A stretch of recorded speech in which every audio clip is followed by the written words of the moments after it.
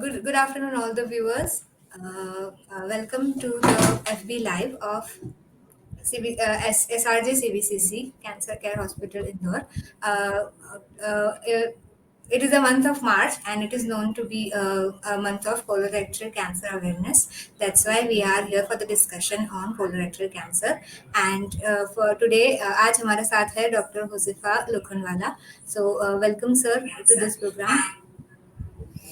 Thank you. So viewers के लिए doctor Huzaifa Lokhandwala एक कंसल्टेंट सर्जिकल ऑन्कोलॉजिस्ट है और हाइपेक स्पेशलिस्ट है एसआरजे सीबीसीसी कैंसर हॉस्पिटल इंदौर में, और उन्होंने अपना ग्रेजुएशन और post graduation medical college Jabalpur, Topiwala national medical college and BYL charitable hospital Mumbai में किया है। और उनके की एरियाज ऑफ इंटरेस्ट है gynaecological cancer surgeries and advance GI surgeries. So, Dr. Josefa, I welcome you to this program. A warm welcome. Thank you. Hello and good afternoon to all the viewers. I am Dr. Huzaifah Lokhandwala, consultant surgical oncologist and HIPEC specialist at SRJ CBCC Cancer Hospital, Indore. As we all know that the month of March is also known as Colorectal Cancer Awareness Month. So today we are going to discuss a few interesting points which everyone might want to know about the colorectal cancer. Okay, sir. So आप viewers को कोई warm welcome देना चाहें तो? Yeah. So the warm welcome to all the viewers, and we will start our session now. Okay. So we'll start with the questions. Okay. What is colorectal cancer? Colorectal cancer क्या है और उसके symptoms और risk factors क्या है? क्या आप बताना चाहेंगे? So basically, colorectal is the large intestine, what we call it as. It is basically uncontrolled growth of the cells of the large intestine. इसके symptoms basically रहते हैं blood in stool, which may be visible or which may not be visible as well. Pain in abdomen, which is one of the symptoms, though it is uncommon symptom. Bowel habits change होना, जैसे कि कभी constipation रहना कुछ दिनों तक और suddenly कुछ दिनों तक स्पूरियस डायरिया होना, unexplained iron deficiency anaemia, specially elderly patients में मोर देन 60 इयर्स में, मेल्स में specially if there is a iron deficiency anaemia detected, तो colorectal cancer should be ruled out. It is one of the most important DD in males more than 50 years in which iron deficiency anemia is diagnosed. And in females more than 60 years, this is one of the common cause of iron deficiency anemia, and the colorectal cancer should be ruled out in this. So Right. the इसके risk factors basically रहते हैं tobacco consumption in any form, cigarettes, तंबाकू किसी भी प्रकार का सेवन in the form of smoking अगर करते हैं तो it is one of the risk factor for colorectal cancer. Alcohol is also a important risk factor. फिर long term consumption of red meat, processed meat जो रहता है, बारबेक्यू मीट अगर काफ़ी लंबे समय तक खाए तो वो भी एक इम्पॉर्टेंट कॉज है कोलोरेक्टल कैंसर का. डायबिटीज़, टाइप 2 डायबिटीज़ जो इंसुलिन रेजिस्टेंस के कारण होती है, जिसमें इंसुलिन लेवल्स हाई रहते हैं बॉडी में, that is also one of the cause. फिर मोटापा, obesity is one of the cause. Inflammatory bowel disease, ulcerative colitis जिस पेशेंट को लंबे समय से है, 10 साल 20 साल 30 साल से है, वो आगे जाके उसके चांसेस रहते हैं कोलन कैंसर में कन्वर्ट होने के. फिर इसके अलावा ये सब एक जनरल कॉज है, फैक्टर्स है जिसके कारण कोलोरेक्टल कैंसर होता है. फिर कुछ हेरिडेटरी कोलोरेक्टल कैंसर सिंड्रोम्स भी होते हैं फैमिलीज में, जिसमें mother father first degree relative कोई भी हुए, सेकेंड डिग्री रिलेटिव जिसमें कोलन कैंसर हुआ हो, उनमें भी ये कोलन कैंसर होने के काफ़ी हाई चांसेस रहते हैं. इसमें जो कोलन कैंसर होते हैं ये यूजुअली अर्ली एज ग्रुप होते हैं less than 40 years में. So these are the symptoms and the risk factors. Right, right. So we move on to the next question now. How is colorectal cancer diagnosed and what screening tests are available? So diagnosis colorectal cancer का अपन usually कर सकते हैं colonoscopy से. ये basically दूरबीन की जांच रहती है जिसमें पूरा large intestine we look at it directly. कोई भी अगर इसमें कोई गठान है, कोई छाला है, उसको देख सकते हैं, उसको टारगेट कर सकते हैं, उससे बायोप्सी ले सकते हैं and we can prove it whether it is cancerous और नॉन कैंसरस. इसके अलावा हम सीटी स्कैन और एमआरआई के थ्रू भी CT scan of the abdomen और एमआरआई के थ्रू भी अपन डिटेक्ट कर सकते हैं कोलन कैंसर. और कुछ ट्यूमर मार्कर्स रहते हैं जो कि ब्लड टेस्ट रहते हैं, सीरम CEA लेवल, जिसके थ्रू अपने को एग्जैक्टली डिटेक्ट तो नहीं कर सकते but it gives a fair bit of idea कि CEA लेवल अगर रेज्ड है तो कोई कोलोरेक्टल कैंसर होने की संभावना ज़्यादा है. कुछ इन्फ्लेमेटरी बाउल डिजीज जैसे कि क्रॉन्स डिजीज, अल्सरेटिव कोलाइटिस में भी इसके लेवल्स बढ़े रहते हैं बट अल्टीमेट डायग्नोसिस इसका कोलोनोस्कोपी और बायोप्सी के थ्रू ही होता है. Screening test as far as it is concern, तो स्क्रीनिंग टेस्ट में स्टूल ब्लड टेस्ट होते हैं जिसे फीकल ऑकल्ट ब्लड टेस्ट बोलते हैं. Fecal occult blood test detect करते हैं कि स्टूल्स में ब्लड जा रहा है कि नहीं इन इनविजिबल फॉर्म.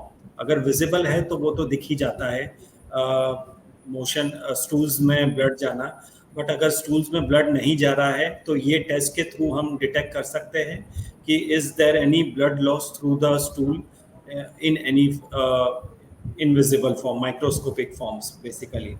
इसमें दो टेस्ट रहते हैं, गोएक टेस्ट रहता है, इम्यूनोकेमिकल टेस्ट रहते हैं. गोएक टेस्ट में 3 स्टूल सैंपल्स देते हैं, morning stool samples preferably we choose to give for the testing. और इसमें डिटेक्ट करते हैं कि किसी फॉर्म में ब्लड जा रहा है कि नहीं. अगर ब्लड जा रहा है तो देन आगे further testing CT, MRI and colonoscopy करना पड़ता है.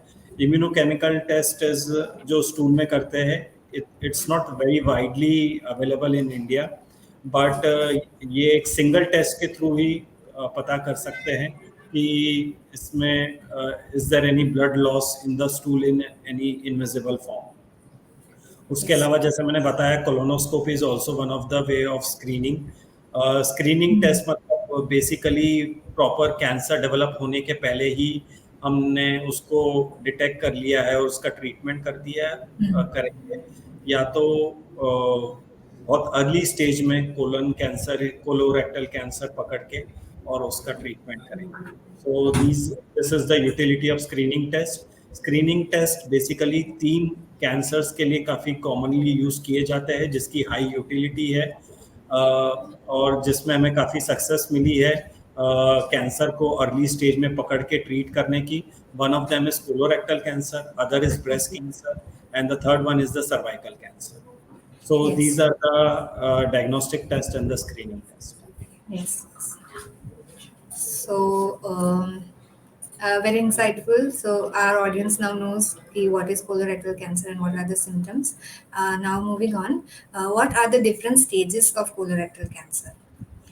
So basically, staging colon cancer ki it is divided into 4 stages: first stage, second stage, third stage, and fourth stage. Stage का भी ग्रुपिंग होता है T&M से. T stands for the tumor size and basically colorectal cancer में depends T1, T2, T3, T4 4 type के T रहते हैं which depends on the depth of the involvement of the wall of the colon, large intestine. And basically रहता है कि nodal spread कितना हुआ है, जो लिम्फेटिक्स फ्लो होकर लिम्फ नोड्स में जाते हैं तो कितने उसमें लिम्फ इन्वॉल्व है, उस हिसाब से M1 M2 रहता है. और M0 M1 रहता है. M0 मतलब कहीं दूसरे ऑर्गन्स में स्प्रेड नहीं हुआ है अभी कोलोरेक्टल कैंसर, और M1 रहता है कोई दूसरे ऑर्गन्स में स्प्रेड हुआ है. तो ये सिंगल ऑर्गन में स्प्रेड हो सकता है, लिवर में या लंग में या दोनों में. या तो कोई लिम्फ नोड स्टेशन जो कि रीजनल नोडल स्टेशन के बाहर रहते हैं, और पेरिटोनियम में, which is the lining of the entire abdomen. Okay. So इस हिसाब से 4 stages रहते हैं basically. Right.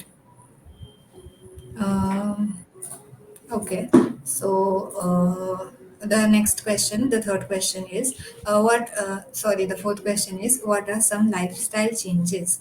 क्या lifestyle changes करने से आपका colorectal cancer risk कम हो जाता है? ओके, सो बेसिकली आज के सारी एडवांस टेक्नोलॉजीज अवेलेबल है which is made every individual very sedentary, मतलब कोई फिजिकल एक्टिविटी और ये सब काफ़ी कम हो गई है आज की मॉडर्न लाइफस्टाइल में. तो physical activity is the most important thing for preventing the colorectal cancer. इसके अलावा टोबैको और अल्कोहल का कंजम्पशन नहीं होना चाहिए.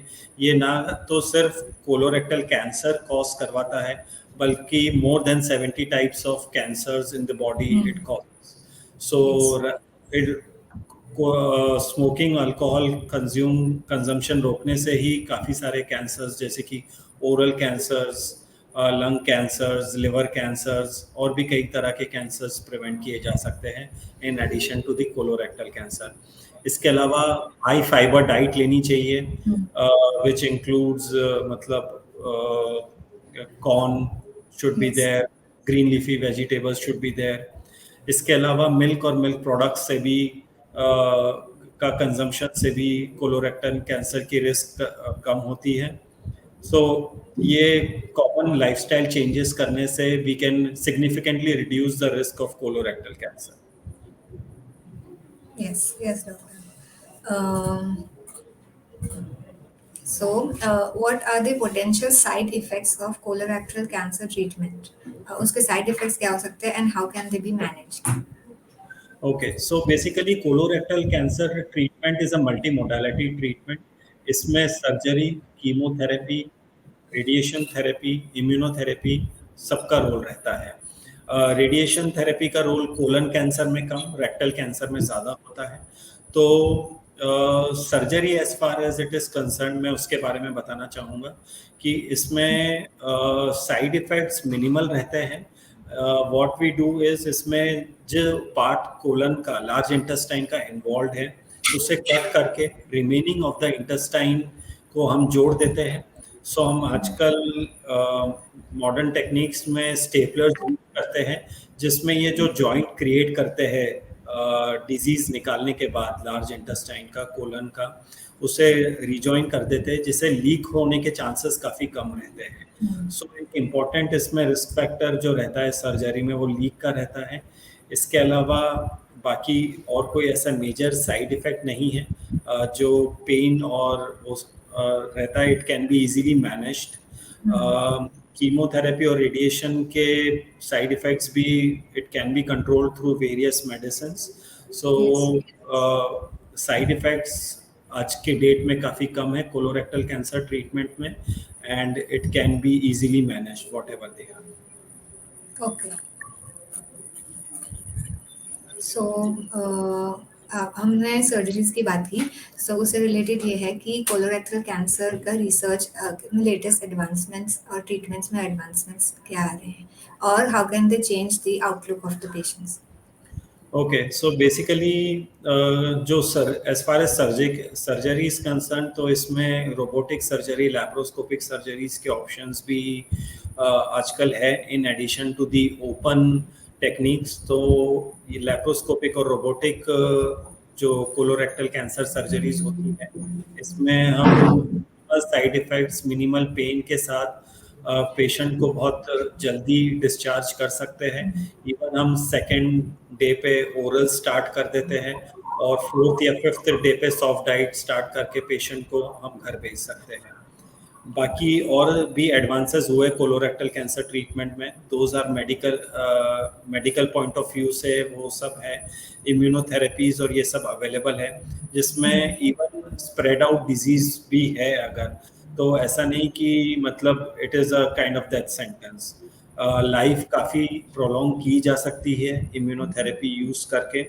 सो ऐसा नहीं कि अगर 4th स्टेज का कोलोरेक्टल कैंसर है तो it is not treatable, though it can not be removed completely from the body, but still ऐसा नहीं है कि जस्ट 3 मंथ्स 6 मंथ्स उसकी लाइफ स्पैन रहेगी. इम्यूनोथेरेपी यूज करके we can prolong the life of the patients. Just 4 years they can survive easily. Okay. Yes.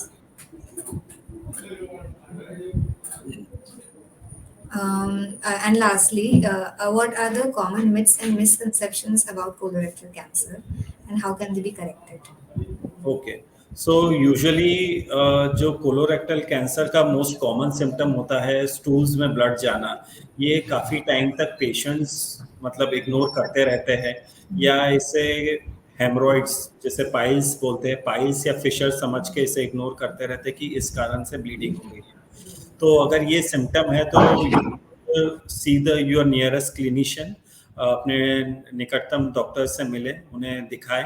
अगर piles और Fisher नहीं है, which is the most common cause of passing blood in the stools, तो फिर colorectal cancer rule out करना एक important चीज़ रहता है.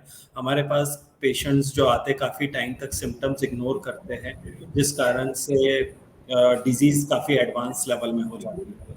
सो इन द स्टूल्स ये फिशर या पाइल्स के ही कारण है. This is not right. It can be due to colorectal cancer, जो कि रूल आउट करना चाहिए.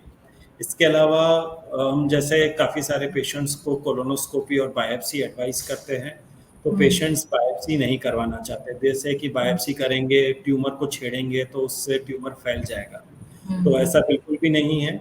बायोप्सी लेने से हमें करेक्ट डायग्नोसिस पता लगता है, कैंसर का कंफर्मेशन मिलता है, और उसका ट्रीटमेंट आगे कैसे करना है उसके रिगार्डिंग हमें गाइडेंस मिलता है. तो बायोप्सी करने ये कैंसर स्प्रेड होता है, ये बिल्कुल इनकरेक्ट स्टेटमेंट है. This is common myth which is prevalent among the people. तो ऐसा नहीं है. So that is.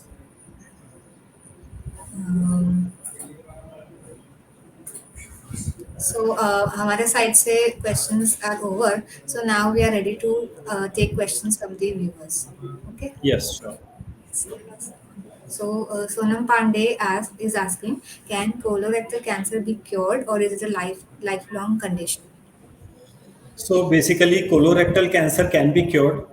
इसका ट्रीटमेंट कम्प्लीटली डिपेंड करता है कौन सी स्टेज पे डायग्नोस हुआ है. स्टेज 1, 2, 3 कोलन कैंसर को सर्जरी कीमोथेरेपी के थ्रू कम्प्लीटली ट्रीट कर सकते हैं. स्टेज 1, 2, 3 रेक्टल कैंसर को सर्जरी कीमोथेरेपी रेडिएशन यूज करके कम्प्लीटली क्योर कर सकते हैं. तो इट ऑल डिपेंड्स कि पेशेंट क्या स्टेज पे प्रेजेंट हुआ है, कितने जल्दी उन्होंने सिम्टम्स पकड़े हैं और कितने जल्दी वो हमारे पास आए हैं. It very much depend on that. 4th stage cancer दो इसे पूरी तरह से ठीक नहीं कर सकते हैं, बट इसमें भी क्वालिटी ऑफ लाइफ अच्छी रख सकते हैं पेशेंट की. और काफ़ी सारे इसमें भी ट्रीटमेंट ऑप्शंस अवेलेबल है. Immunotherapy available, targeted therapies are available, जिसके थ्रू हम life quality of life improve कर सकते हैं, इवन स्प्रेड आउट डिजीज में भी, और लाइफ स्पैन भी काफ़ी हद तक प्रोलॉन्ग कर सकते हैं. Yes, yes. So it's basically like all the other cancers कि हमें early stage पे उसको डिटेक्ट कर लेना चाहिए. Correct. Yes, that is very much important. The next question is from Pragya Khanna. Is there any role of HIPEC in colorectal cancer? As you are the HIPEC specialist, you are the best. So yes, absolutely. So yes, there is the role of HIPEC in colorectal cancer.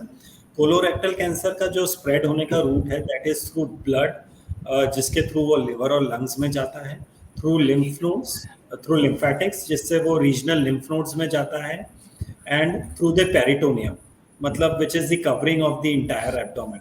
So definitely there अगर peritoneal metastasis है, they should be limited in number. तो उसमें हाइपेक का role रहता है, जिसमें हम पेरिटोनेक्टमी करके और कंप्लीट डिजीज रिमूव करके हाइपेक दे सकते हैं, which is basically giving heated intraperitoneal chemotherapy after removing the entire disease at 41 to 43 degrees centigrade the abdomen. तो ये directly tumor cells को kill करता है. This is very much the advanced surgical technique which has role in variety of peritoneal cancers. Right. But upcoming role इसका colorectal cancer में भी आया है.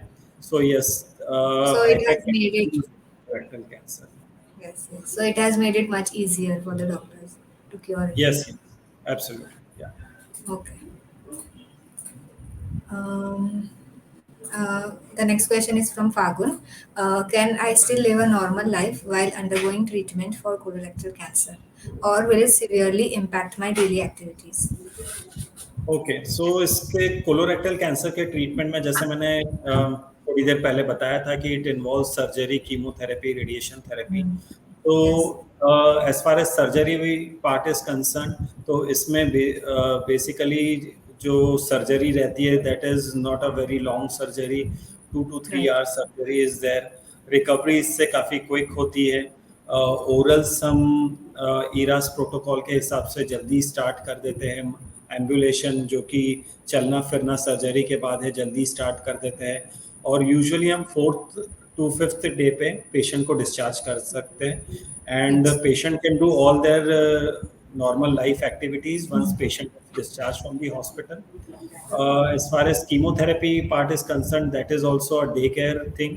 So patient सुबह आया शाम को चला गया, they can absolutely do their everyday normal work. They can have their routine lifestyle.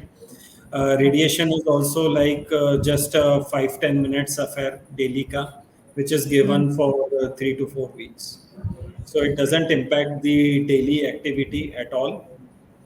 So patient can absolutely have their normal life by taking the treatment for colorectal cancer. Sure. So I believe you have answered the previous question. Now moving on to the next. What happens during a colonoscopy and is it painful? This question is from Trishil Patel. Okay so colonoscopy is basically हम जो large intestine है एक lumen की तरह रहता है, एक pipe की तरह रहता है बेसिकली. तो उसमें दूरबीन के थ्रू हम वो पाइप का अंदर का पूरा विजुअलाइजेशन करते हैं. कोई पॉलिप है, कोई गठान है, उसको हम देख सकते हैं, उससे बायोप्सी ले सकते हैं. कोई बड़ा सा अल्सर है, उसकी बायोप्सी करी जा सकती है.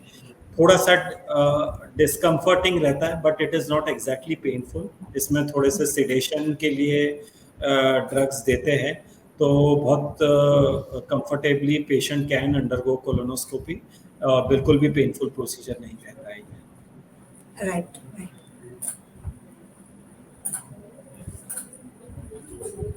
So that's the questions are over for today. Thank you, viewers. Any more question in the viewers box? I can see one question. Let's wait for a few seconds if there are any questions.